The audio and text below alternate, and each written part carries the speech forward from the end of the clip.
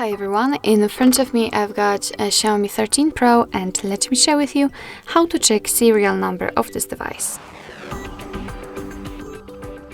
So to check the serial number we can use two different ways, the secret code and the settings. Of course I'll show you both, and let's start with the quickest one, which is the secret code. We have to open the dialer and the code is *#06#.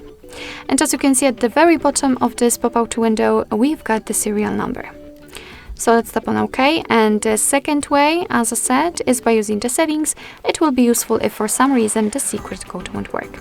So let's enter the settings, tap on About Phone. Here we have to pick detailed info and specs. Scroll down to the very bottom to find the status. And right here we've got to tap on the model. And as you can see, the serial number will appear. So basically that's all. This is how to check the serial number in your Xiaomi 13 Pro. Thank you so much for watching. I hope that this video was helpful, and if it was, please hit the subscribe button and leave the thumbs up.